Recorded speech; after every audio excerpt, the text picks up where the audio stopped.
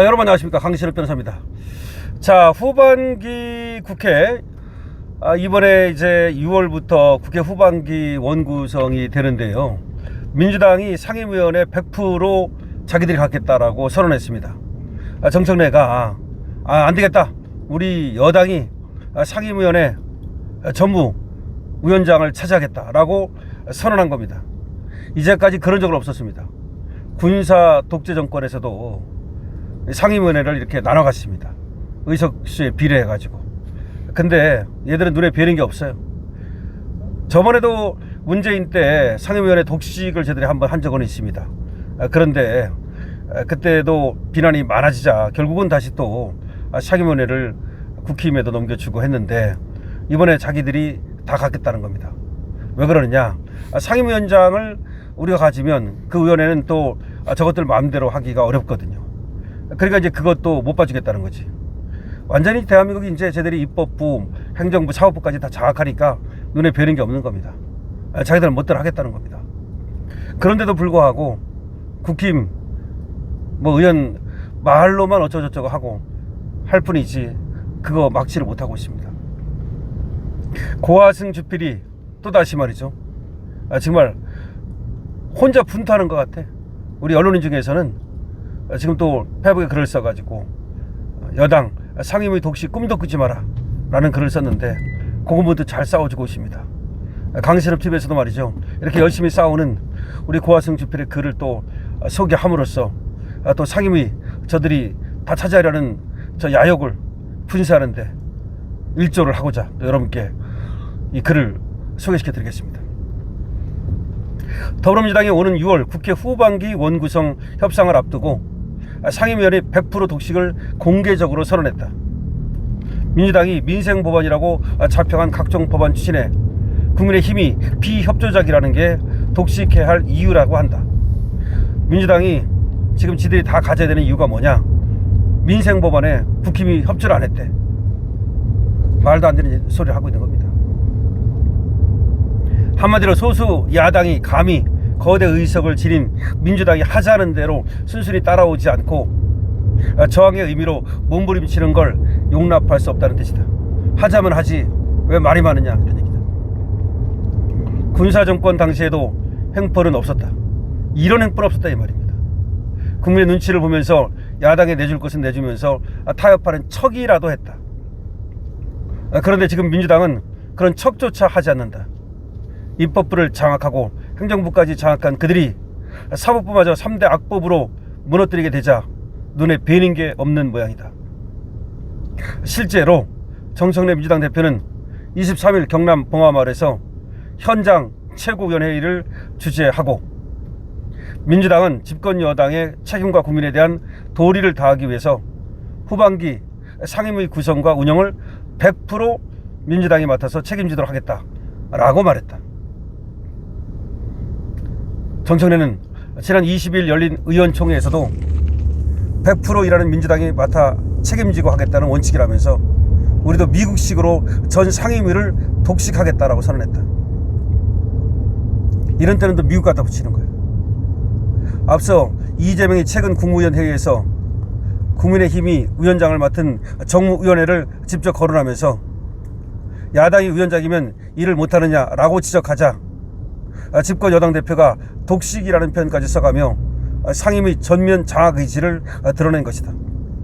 이재명하고 정청래하고 북치고 장구치고 하는 거예요. 그러니까 정무위원회는 야당, 그러니까 국민의힘이 위원장이거든요. 그러니까 이제 정무위원회에서 국민의힘이 위원장이라서 일이 좀 제대로 안 된다, 이런 식으로 이제 이재명이 거론을 하고, 야당이 그러면 정무위원회 위원장이면 일이 안 되느냐 뭐라고, 그게 뭡니까? 결국 지적하는 거 아니야. 그러니까 정청래가 다 이제 그럼 우리가 가져오겠다. 민주당은 지난 2024년 총선 승리 후 22대 국회 상반기 원구성 당시 18개 상임위원 중 11개 상임위원장을 차지했다. 관례상 원내 제2당 몫으로 여겨지던 법사위원장까지 그들이 차지했다. 그리고 이재명의 범죄 흔적을 지우는 법안 만들기에 전력 투구했다. 2024년 총선에서는 저들이 이제 다수의석을 차지하니까 무려 11개를 가져갔는데 문제는 법사위원장까지 가져갔다는 거지. 보통 법사위원장은 야당 몫이었는데 그것까지 가져가고 나서 검찰을 갖다 폐지하고 그렇게 이재명 구하기에 올인했죠. 이에 따라서 대한민국 사법체계가 무너지고 검찰 없는 국가로 전락하고 말았다. 그러면 당연히 국민의 반발이 따라야 하는데 아직은 국민의 저항 움직임이 보이지 않는다. 저렇게 독재를 하는데도 국민들이 말이죠, 박수를 치고 있어요. 물론 윤석열 정권의 터무니없는 계엄에 분노한 국민이 민주당보다는 국민의힘이 더 싫다는 게 이유겠지만 그게 전부는 아니다. 과거 군사정권은 총칼을 앞세웠기 때문에 국민은 그들에게 맞서서 맨주먹으로 싸우는데 주저함이 없었다. 그런데 지금 민주주의 붕괴는 탱크와 곤봉이 아니라 투표의 외투를 쓰고 있다. 이른바 연성 독재다. 연성 독재는 합법의 외투를 입고 있어서 국민이 독재라는 걸 인식하는데 어려움이 있다. 그래서 오히려 그게 동조하는 모습을 보인다. 이재명에게 동조하는 모습을 보이고 있다. 연성 독재는 부드러운 파시즘과 상통하기 때문이다.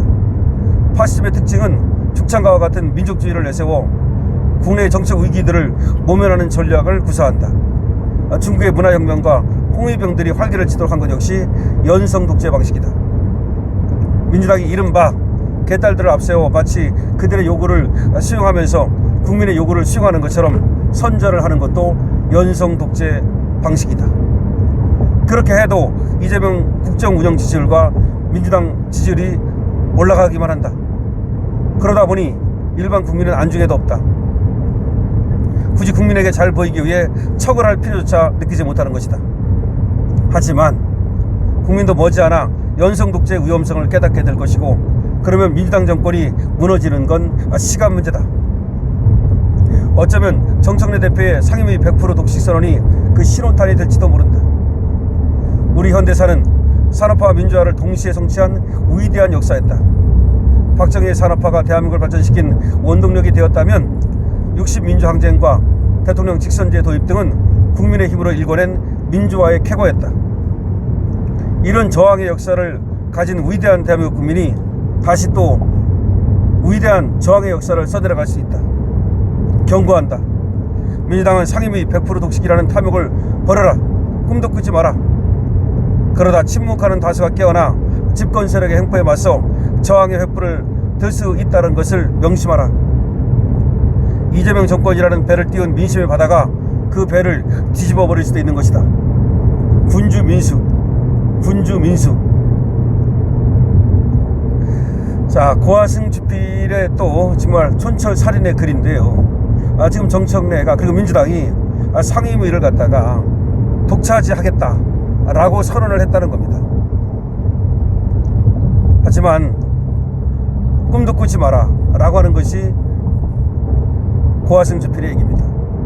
국민들이 지금 독재한다는 걸 연성 독재이기 때문에 제대로 깨닫지 못해서 아직 들고 일어나지 않을 뿐, 국민들이 그걸 깨닫는 순간 니네들 정권도 무사치 못할 것이다 라고 경고를 하는 겁니다. 뭐 그 경고가 먹히겠습니까? 저것들 눈에는 뵈는 게 없는데 이제 입법부, 사법부, 행정부 다 장악하고 자기들 마음대로 하시는데, 검찰도 무력화시키고 이제 겁나는 게 없는데 자기들 마음대로 하고 뇌물도 마음대로 받고 뭐 집권남용도 마음대로 하고, 그래도 누가 나를 건드리랴. 어차피 다음에도 우리가 집권할 텐데 이렇게 생각할 겁니다. 어쨌든 그러나 바로 그럴 때 권력은 위험한 거다라고 고화승 주필은 지금 저들을 경고하고 있습니다. 그나마 살아있는 언론인이 있다는 게 다행입니다. 고화승 주필에게도 여러분 222번으로 많은 댓글로 좋아요로 응원 주시기 바랍니다. 여러분 댓글 많이 달아주시고 좋아요 많이 주시면 이 글이 많은 곳에 퍼져서 그야말로 저들이 저렇게 연성 독재를 하고 있다는 거, 이걸 국민들이 깨닫게 되고 드디어 언젠가 국민들이 화라스처럼 일어나는 일이 생길 겁니다. 강신업 TV입니다.